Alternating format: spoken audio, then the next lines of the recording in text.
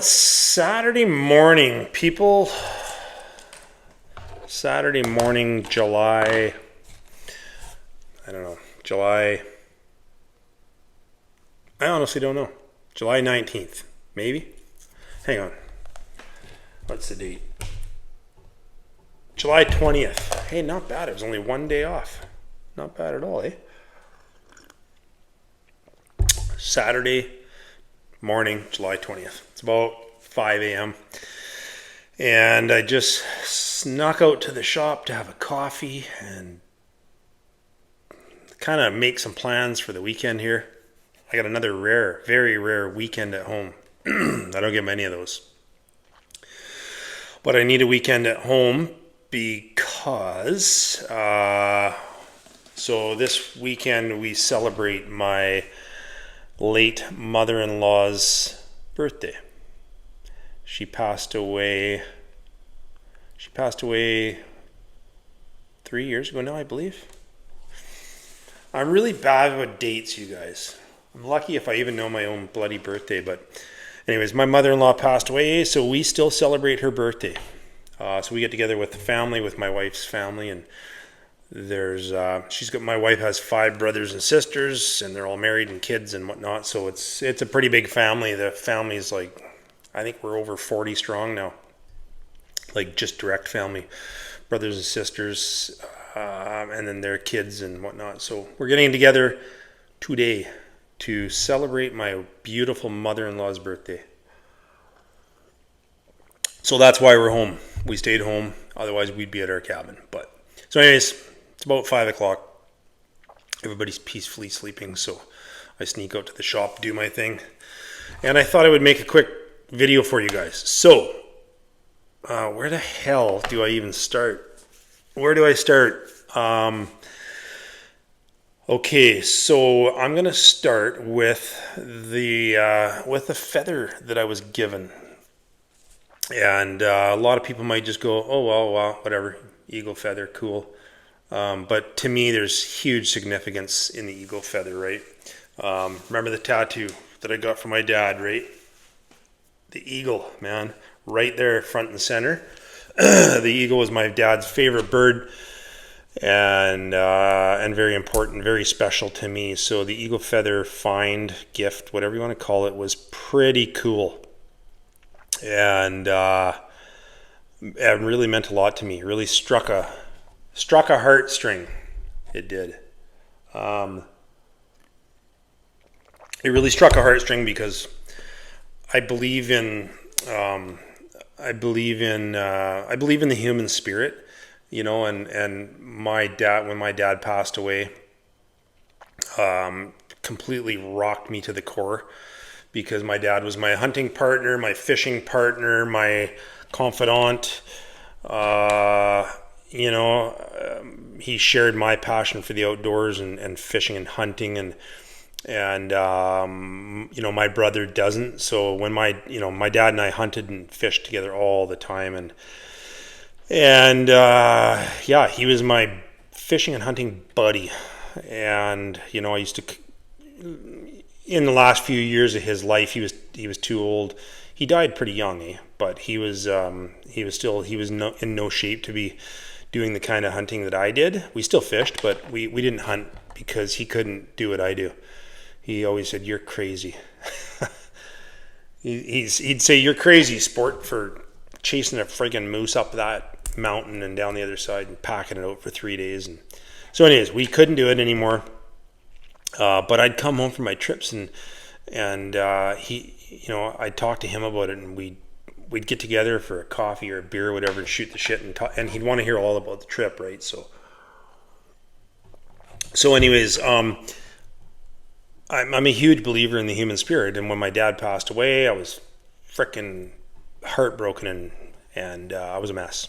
But I soon learned that, in my opinion, I don't care if you think I'm crazy or not. Really don't care.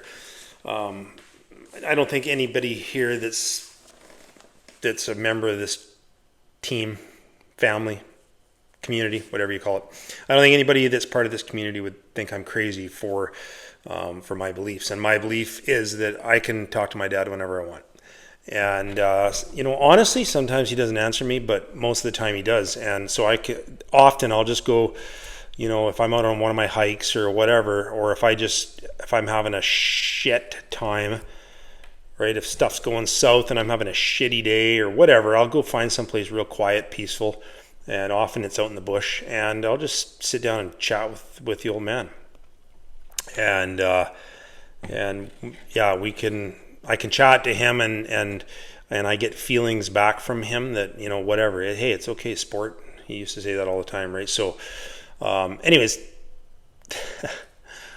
I'm going kind of off on a tangent, but I'm trying to sort of explain. So the day that I went for that little stroll and read that email for you guys from my buddy, I just left my pack up on this hillside, and I hiked down the hill and down to the lake. And because it was getting hot, I said on the video it was getting warm, right? So I left my pack there and I went down the lake to cool off a little bit, check the lake out, take my boots off, throw my feet in the water, and cool off a little bit. And I was down there, and I was just thinking of the old man, right? And I do talk out loud when I'm by myself. I'll talk to him like, hey pops, how's it going? And Jesus, I miss you, and telling him about upcoming hunting. And anyways, we were having quite the conversation down there, the old man and I were. And anyways, had my conversation, was telling him all about the hunts coming up, and the kids and the family and what's going on with the kids, my girls, and so on and so forth. Anyways, we're carrying on having quite a conversation, the two of us were. And then I go back up, I'm all done, put my socks back on, put my boots on, head up, and get back up to my pack, and there's a juvenile eagle feather right there. And it's just like bang, right? Just like somebody shot you in the head, just like boom.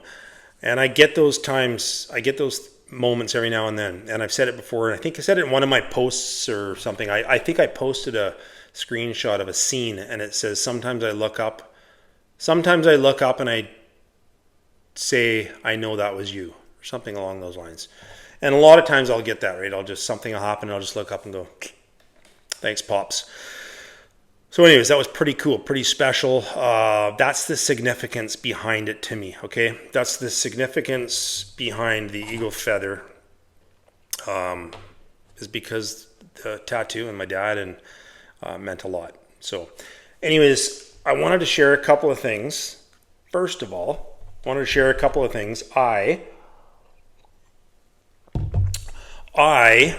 texted my buddy, Steve, and because I said, so here's the deal. I texted Steve because I respect the living shit out of that man.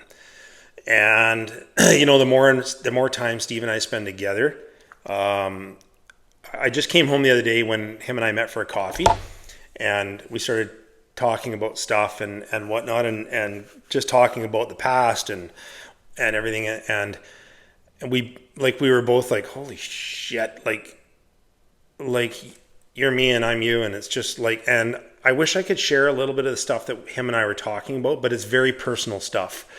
It's very, very personal stuff that he's experienced in his life and I've experienced in mine, and the connection that we have. People that I've known for 30 years that know him, and he's known maybe for 15 years, but our paths didn't cross until whenever. And anyways, it's just crazy. And a lot of other very personal stuff that we shared. And I said to him when we were having coffee the other day, I'm like, fuck, man, I feel like I'm looking in the mirror. And he's like, yeah, no shit, right? And anyway, so I respect the living shit out of Steve. Very, very much so. I have a very small circle. I've said that to you before. And Steve Isdall is in my circle tight. So I emailed him and I said, hey, buddy, listen, I've had a few people share emails with me. I'm reading this text directly, this text that I sent Steve. So I said, hey, buddy, I've had some people share some emails with me recently. And because I respect the living shit out of you, and this is in your wheelhouse, Would you sooner me share them on my channel for the people that are here to watch, or do you want me to send them through to you to share with the larger crowd? You tell me what you'd like to do. And I did that because I respect the living shit out of Steve Isbell. So I texted Steve right away. He responded to me. He's out fishing right now. I know he's out fishing. I'm not, but whatever. I'll be out fishing next week for 10 days, 12 days. So he responded back right away, and he goes, brother, share him. He says, brother, share him. Fishing sucks right now. This is not, fishing sucks right now. This is not about you and me. This is about sharing to the people. I respect you for asking. Thank you very much. Don't sweat that shit. This is about the greater good. Right? Of course Steve would say that. And basically what I was getting at is I didn't want Steve, I would never want to step on Steve's toes ever in a million years. But I feel obligated because I've said to people, you got something you want to share with me or a question you want to ask me or whatever it may be, email me.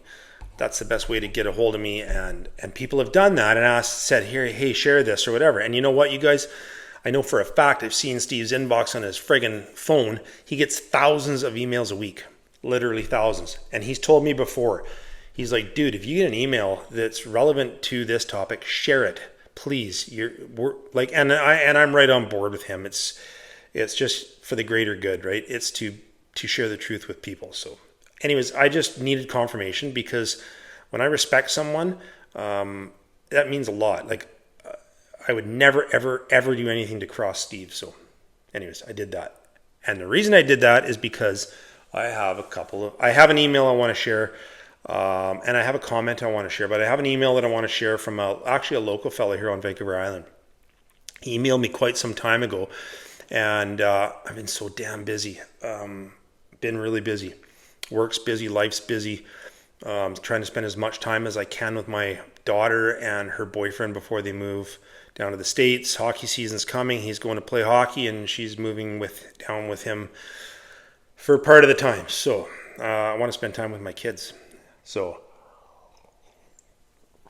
anyways, I want to try to get through this because I don't want you guys getting bored of listening to me. So I'm going to start with a comment that was made regarding this last video, the video from yesterday, the eagle feather. And that was just a short clip, by the way. I do have some more video of that day I spent. I got a little bit more. I didn't do a ton of video, you guys, because I went out to read you the email from my buddy, but I got a little bit of footage. I'll put it up later. So anyways, I just thought the eagle feather was cool. That's why it's up there now. Share some more later. But anyways, my man Tim Murphy made a comment. Tim Murphy made a comment, and this is really cool because I've never thought of this before, but Tim made this comment. He said, I've been wondering if the tradition among First Nations people of gifting eagle feathers for life's accomplishments was, in brackets, and is, at least in part, inspired by the Sabe people. Very. And that, when I read that comment from Tim, I kind of went, wow. Like, because I have a lot of First Nations friends, a couple of, they're like my brothers. They're that close to me. They're like my brothers, are First Nations. And I know the whole connection with eagle feathers and stuff. And in fact, my best friend on the planet, I'm not going to say his name, but my best friend on the planet, he's saved my life many a times. I love him, and he's First Nations. He gave me an eagle feather 38 years ago, gave me an eagle feather because he saved my life, and he said, you need this protector. I said, and he said, you know what he said to me? He's older than I am, right? He said, you need this as a protector. He goes, smarten up, because I was being stupid, right? I was younger. So he gave me that eagle feather, and he said, smarten up, and I did. And so anyways, I know the connection with eagle feathers, but I never really ever put two and two together until I read Tim's comment. And I pinned that comment to that video because I thought it was something else. And I even responded to Tim. You can read the response. Okay, I'm not going to read the whole thing, but I responded to Tim because I was like, wow, man, nobody has ever said that to me before. I've never heard that before, but it makes 100% sense. And I totally believe that. I'm going, wow, like, yeah, of course that makes sense. So anyways, Tim, hope you don't mind me throwing that out there, Tim Murphy. I never asked you, but you made a public comment, so it's whatever. We're a tight family here. So I wanted to quickly get that out there because I think that's very, very significant. Okay? And again, anybody that might see this video and go, oh yeah, you're trying to step on Steve's toes. No, I'm not stepping on my buddy Steve's toes. I asked Steve. Steve said, dude, share. Okay? This is not about me and this is not about Steve. This is about just sharing with you people. So did not step on Steve's toes. Anyways, I'm going to try to get through this email. It's a pretty significant email. And again, this is from a fellow Dave, a local man here on the island. He reached out to me, like I say, quite some time ago. So here's his email. Hey, Darren, thank you for responding to my YouTube comment regarding your email address so I can tell you a little bit about who I am and some of the weird stuff that's happened to me since I got into the Sasquatch topic in 2019. I'm 53 years old, born and raised in the small town of Lake Cowichan, just south of me. Beautiful little town. Moved to the Lower Mainland in 88 after graduation. Learned to hunt and fish from my dad in the 80s. Only hunted around Cowichan, Lake Cowichan for a few years before moving to the big city. It wasn't until 98 that my dad and brother got me back into hunting after spending 10 years making a living in telecommunications and power electronics. We would do a mule deer hunt in the Chilcotin area of BC every second year for about 10 years and then increased it to once a year. A few other hunters that we knew from the island would join us.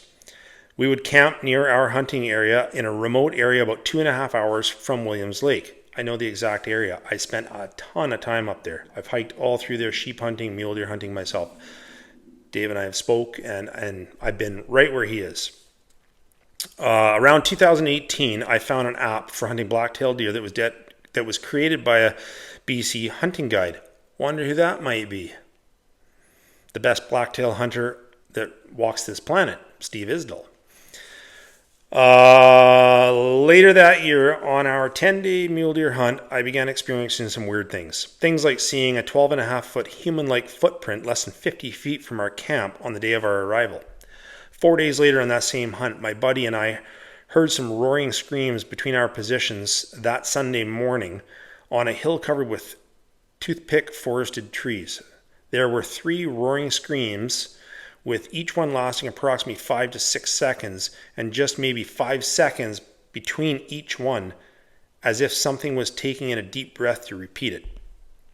After the scream stopped, I radioed my buddy who had recently gotten into hunting, if he had heard wolf howls, as I didn't want to have a conversation about Sasquatch in the middle of our morning hunt. He came back saying he thought they were gunshots. I shook my head in disbelief and simply carried on to tell him that I would be heading east of his position and would meet him down at the access road in a few hours.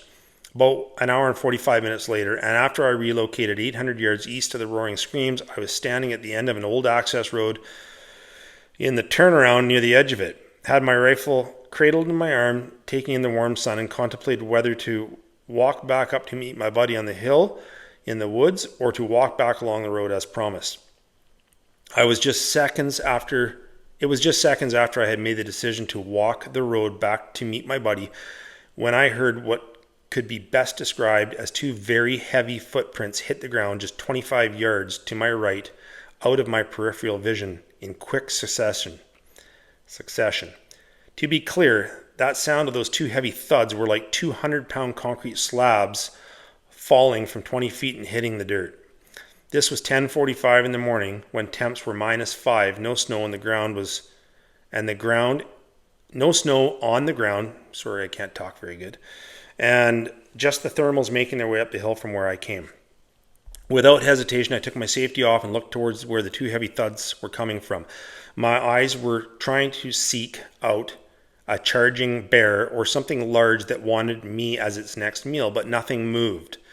No residual tree falling effects could be heard.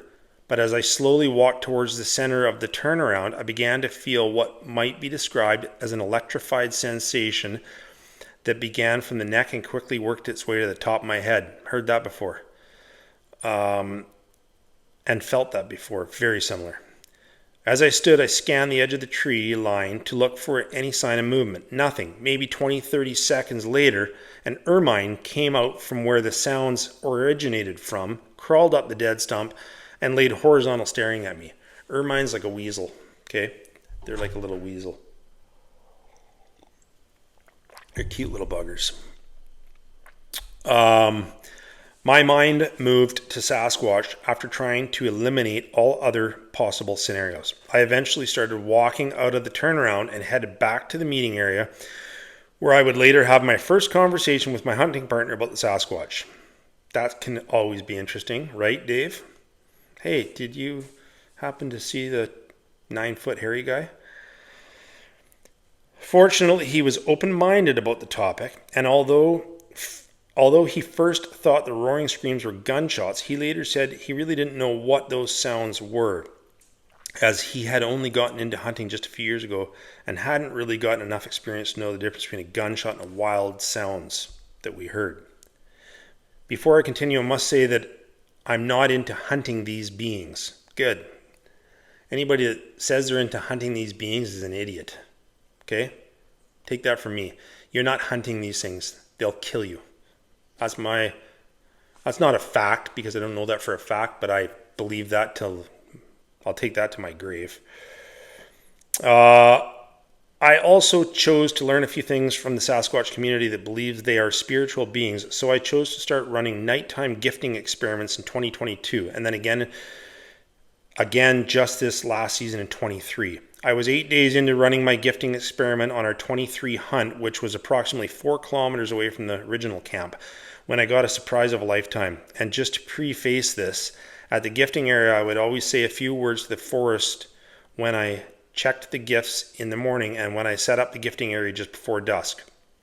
One of those phrases that I would utter was, "I am seeking personal validation."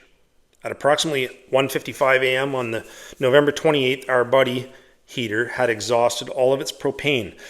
The poof poof sound was the last of the propane is what woke me up.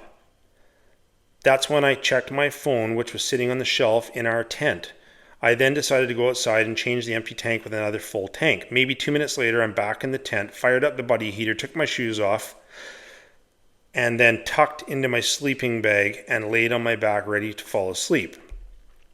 It was at that moment my body went into a sleep paralysis. Okay, sleep paralysis. I've had that happen. Okay? If you haven't, it can happen. I had it happen last winter when I was with my wife, probably 150 kilometers from where Dave is talking about, on our little weekend winter getaway that my wife and I went on, Mrs. Outlaw and I went on. Absolute sleep paralysis, frozen in my bed. She's sound asleep. I'm frozen solid, 300 Win Mag loaded right beside me. I was frozen solid, couldn't move. So it's real. Sorry, I just wanted to fill in there. My eyes open at this point, and it's only been maybe 2 seconds into the sleep paralysis when all of a sudden a surge of intense energy came through the tent wall adjacent to my cot. My eyes were wide open, but could only see that the air above me was vibrating like a giant magnet, was disturbing all the air molecules while a pair of large hands entered my sleeping bag and into my stomach midsection. No, I could not see a pair of hands, but I could feel them. Yes, weird, I know. Yeah, weird. Absolute fear entered my mind, and I mentally struggled to break free of what was happening. A few more seconds pass, and I'm feeling a warm sensation in my midsection. And I'm also feeling very calm. My brain is still very active at this point, which is why I have a vivid memory of the beginning. As I continue to calm down, my mind enters what I can best describe as a quasi state between consciousness and dream state. I begin to get images I've never seen before, and then get images that seem to be from an action movie I had once seen. But the character is staring at me as if it's trying to tell me something. Near the end of this experience, the entity is leaning over my cot and turns its head towards mine. All I remember is a metamorphic symbol of a round circle with many eyes in that round circle staring at me. At this moment, I distinctively remember giving it the most profound sense of gratitude by saying in my mind, "Thank you," as it slowly and quietly removes itself from my body and tent, and then walks alongside the tent toward the front entrance and disappears. I immediately get up out of my sleeping bag, stand up, and look back at my cot and the wall from where the entity came from. The voice in my head is asking over and over, what the fuck just happened? I looked at the other three guys happily sleeping in their cots, none of them the wiser that I had just had an entity pay me a visit. Before I go back to bed, I take my phone and film my buddy heater so I have date timestamp of when it was over. This is how I was able to determine that the experience lasted nearly an hour and a half. That's a long time. Since I've had more time to reflect on this experience, I have a theory that the entity was possibly trying to conduct a healing session, because since June 23, I had been dealing with IBS, irritable bowel syndrome. I've been closely monitoring my health to see if there was any improvement, but since I didn't have any prior blood work or labs results to measure before and after test, it was hard to come to any conclusion. There are a few more details to this story that I've purposely left out just due to length of the story. If ever we cross paths, I'd be happy to share all the details. As for your videos of the dark moving images behind your right shoulder, that video resonated with me because of what I experienced and because of the theory's claims from the spiritual community that these beings can phase through objects. Lastly, my message to your viewers. This story is my story. I'm going to say one thing here before we finish this. Dave says story. When I emailed Dave about this, I said, Dave, I'm going to call it experience. And I call all of my things experiences, because stories can be fabricated. Stories can be altered to be made interesting. Experiences can't. Okay. So I say this is Dave's experience. Okay. Mine are experiences. They're not stories. So this experience is my experience, which I have chosen to share. I repeat, I am merely sharing my experience in the hopes that others who have had a similar experience can learn something from it. I went into this experiment looking for personal validation. I'm pretty sure I got it. I plan to continue running similar experiments, but will be extra careful in what I'm asking of them and will do my best to have a witness for confirmation. Thank you again, Darren, for allowing me to share my experience, and I wish everyone a peaceful interaction with these beings. Cheers, Dave. What a great man. So yeah, I know exactly where Dave is referring to. I spent a ton of time there. I started going in there in 1987, and I went there. I hunted there every year for over 10 years. Every year, sometimes twice a year, I go in there for a week at a time. So I know exactly what he's talking about. And as I say, about 150 kilometers west of where Dave is, I had something screaming at me in late November on a mule deer hunt up a draw. I was hiking up the draw early morning, dark, just barely starting to break daylight, and something screamed at me that absolutely sent shivers up my spine. Okay. And it screamed twice, and I turned around right then and there and booked it to my truck and got the hell out of there. Okay. And yes, horrific, bone chilling scream. And that valley is here, and where Mrs. Outlaw and I did our camp out is about 50 kilometers from where those screams were. I've never been back to that valley. Okay, I've never been back to that one spot where those screams were, ever. And that happened in 1993, I believe it was. 1993, never been back. But Mrs. Outlaw and I were about 50 kilometers away when we just last fall when we did our little camp out thing. And that's where we were camped out, wall tent, everything was beautiful. I took her on this romantic getaway, and I was doing all the cooking and cleaning, and she was just enjoying herself and hiking together. And I woke up in the middle of the night paralyzed like this, going, the hell is that? And our cooler slid down the hill. Weird. Cooler slid down the hill, middle of the night, 2 a.m. And I went outside and got the cooler, brought it back up, and Mrs. Outlaw woke up and went, what was that? And I go, it was just the cooler. The wind must have blown it down the hill. I don't know what pushed it, or it could have been the wind that blew it down the hill. But anyways, I said it was the wind that blew it down the hill because it could have been. I don't know what made it go down the little hill. But anyways, so I know what you're going. I know where you're going with that, Dave. I know the feeling. It's horrible. That's only happened to me twice in my entire life that I've been paralyzed in my bag. Once I was completely alone, and then that time with Mrs. Outlaw. And the time that I was completely alone was horrible as well. And you know what? You're not alone, man. It's probably happened to millions of people, or maybe not millions, but probably happened to a lot of people. I know for a fact that Steve, I remember Steve telling me, I think he shared it. I know Steve was telling me about a time, not just in the last year or two, that he was hunting and he was in his sleeping bag and he heard a banging noise that scared the living shit out of him. And he wasn't paralyzed, but he was like, what in the fuck is that? And it had, I think, a couple of times the knocking sound, and he literally got up, grabbed his rifle and his expensive belongings and jumped in his truck and drove away in the middle of the night. And he went into town, and I think he texted Sarah and went back the next day, but he was like, dude, it was intense. So know what it's like, man. Anyways, I wanted to share that email because I think that's pretty important, right? It's important for everybody to get as much information as they can, and then they can make their decisions based on the information given. So appreciate it, Dave. And you know what, man, you're 45 minutes from me. I think you said you're back in Lake Couch, and let me know. If you're not, we might not run into each other, but if you are back in Lake Cowichan now, if you've moved back, you're 45 minutes from me, man. Let's get together for a coffee.